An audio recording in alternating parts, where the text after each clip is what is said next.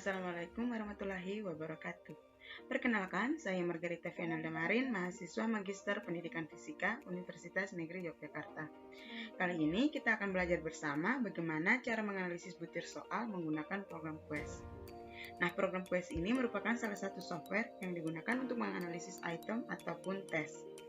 Nah, untuk menganalisis menggunakan program Quest ini, yang perlu kita siapkan tentunya harus ada datanya dan program Quest itu sendiri. Nah, di sini kita akan menganalisis hasil ujian dari 200 peserta didik dengan tes pilihan majemuk dan butir soal terdiri dari 50 item pilihan ganda dengan 4 alternatif jawaban yaitu A, B, C, dan D. Nah, selanjutnya itu di sini merupakan data yang sudah kita ketik menggunakan notepad dan kita simpan dengan ekstensi txt. Kemudian kita save dengan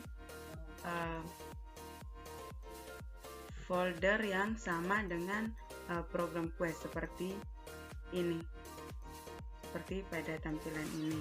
Nah, kemudian selanjutnya ini merupakan perintah yang kita gunakan untuk menganalisis. Nah, di sini ada title host, kemudian ada data file test akhir txt, kemudian di sini ada kodenya. Nah, kodenya ini menunjukkan bahwa data ditulis dalam bentuk huruf A, B, C, dan D. Kemudian di sini ada format ID 1 sampai 20 items dan 21 sampai 70. Nah, 1 sampai 20 ini menunjukkan identitasnya, kemudian 21 sampai 70 ini menunjukkan butir soalnya. Kemudian di sini ada set width, di sini menunjukkan lebar halaman. Kemudian estimate. Nah, estimate ini akan diestimasi secara otomatis menurut program Quest. Kemudian ada show tes akhir sh.out. Nah, di sini hasil analisis secara simultan. Kemudian selanjutnya ada show item tes akhir it.out.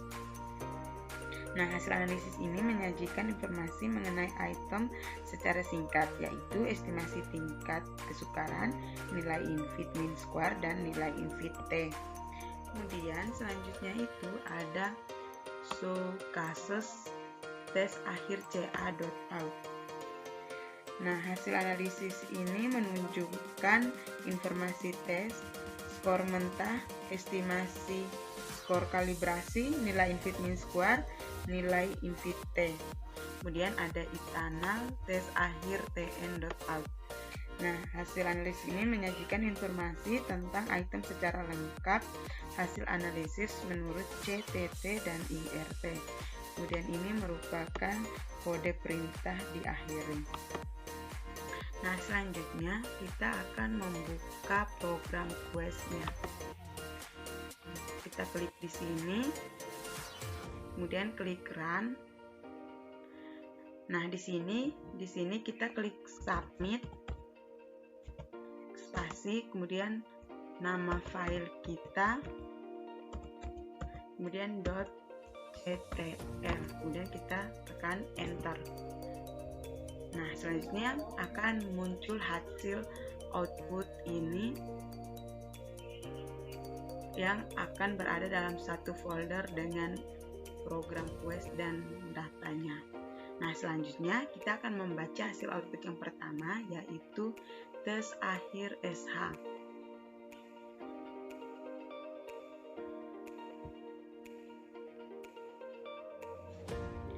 Nah, di sini N ini menunjukkan jumlah peserta didik dan L ini menunjukkan jumlah item atau jumlah soal. Kemudian data filenya seperti yang kita simpan tadi, tes akhir.txt. Kemudian ini data formatnya. Kemudian selanjutnya itu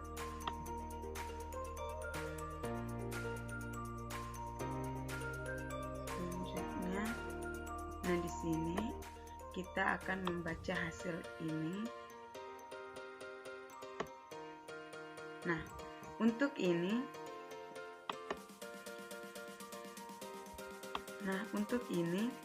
skor 1 dan ini merupakan kunci jawaban, yang berarti jika siswa menjawab benar maka akan memperoleh skor 1, kemudian jika siswa menjawab salah maka akan memperoleh skornya 0. Selanjutnya, nah di sini ada reliability of estimate. Nah, reliability of estimate di sini adalah 0,96 yang menunjukkan nilai reliabilitasnya. Nah, jika semakin tinggi nilai reliabilitasnya, maka semakin banyak item yang fit atau yang cocok dengan model yang diujikan. Begitupun sebaliknya. Kemudian selanjutnya itu ada in-fit mean square dan out-fit mean square.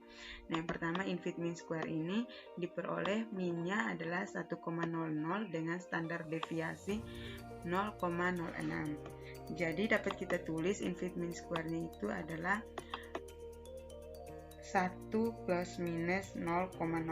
Berarti nilai in-fit-nya adalah 0,94 sampai 1,06.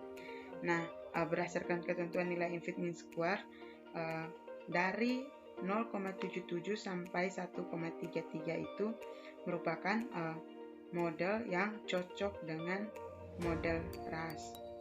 Nah, jadi untuk data ini termasuk cocok dengan model RAS. Nah, begitupun cara membaca out-fit mean square-nya. Selanjutnya untuk in-fit mean square dan out-fit mean square. Nah, di sini yang pertama untuk in-fit mean square itu min-nya adalah min 0,13 dengan standar deviasinya adalah 1,12. Jadi nilai in-fit T-nya itu adalah min 0,13 plus minus 1,12. Yang berarti nilai in-fit T-nya adalah min 1,25 sampai 0,99. Nah, begitupun dengan hasil out-fit mean square-nya.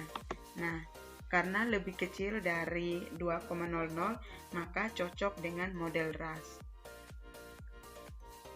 Selanjutnya, nah di sini reliability of estimate yang bernilai 0,68. Nah, untuk nilai reliability ini apabila dilakukan pengulangan tes menggunakan item ini, maka hasilnya akan tetap stabil. Kemudian di sini ada in-fit mean square, ada out-fit mean square, kemudian ada in-fit T, out-fit T. Nah, untuk cara bacanya sama dengan cara yang sudah dijelaskan tadi. Selanjutnya, nah di sini merupakan peta distribusi tingkat kesulitan butir dan kemampuan responden pada file map atau item estimate atau threshold. Nah, peta ini menyajikan persebaran responden berdasarkan tingkat kesukaran dalam skala logit, yaitu dari min 3 sampai plus 3. Nah, threshold ini menunjukkan bahwa item 34 merupakan item yang paling sulit. Kemudian untuk item yang paling mudah adalah item 6.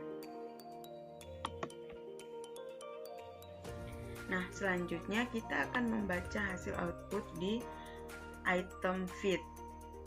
Nah, hasil output item fit ini menunjukkan item soal yang termasuk dalam kategori fit dengan model RAS pada rentang 0,77 sampai 1,33. Nah, berdasarkan grafik ini, apabila 50 item berada pada rentang 0,77 sampai 1,33, maka butir soal tersebut fit.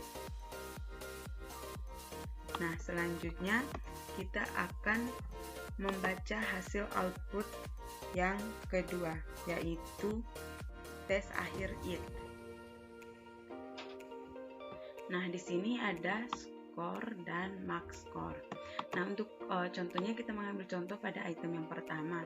Nah, di sini skornya 38 dan max skornya 199. Yang berarti di sini pada item 1 ini siswa yang menjawab benar ada 38 orang dari 199 orang. Kemudian thresholdnya ini adalah 0,99 dengan standar deviasi yaitu 0,19. Nah, ini termasuk kategori sedang. Selanjutnya, kita akan membaca hasil output yang ketiga, yaitu tes akhir CA. Nah, untuk hasil output yang ketiga ini, nah yang saya blok ini merupakan kode siswa atau nama siswa. Kemudian di sini ada skor dan max score. Nah, untuk siswa pertama ini skornya 22, max skornya 50. Yang berarti di sini siswa pertama ini menjawab benar 22 butir soal dari 50 butir soal. Nah, kemudian selanjutnya ada estimate error. Nah, untuk estimate error ini adalah min 0,26. Jadi di sini termasuk kategori sedang. Kemudian di sini ada infit mean square, ada outfit mean square, ada infit T dan outfit T-nya. Ini bisa kita lihat di tabel ini. Nah, selanjutnya kita akan membaca hasil output yang terakhir, yaitu tes akhir TN.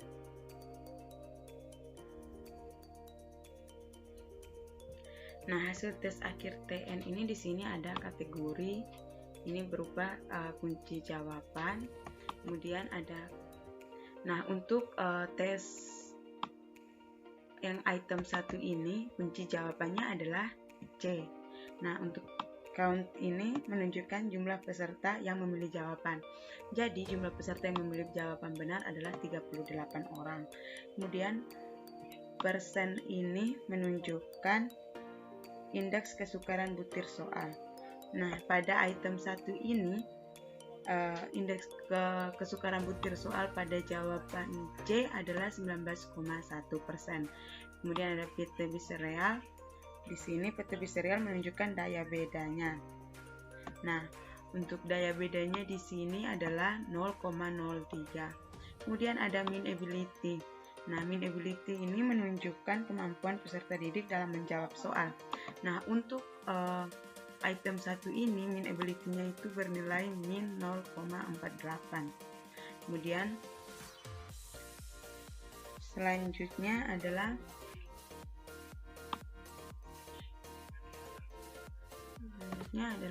nah di sini ada internal konsistensi. Nah, internal konsistensi ini bernilai 0,68. Internal konsistensi ini menunjukkan nilai reliabilitas tes berdasarkan teori tes klasik menurut indeks reliabilitas KR20. Nah, sekian penjelasan singkat dari saya. Semoga bermanfaat. Kurang lebihnya saya mohon maaf. Wassalamualaikum warahmatullahi wabarakatuh.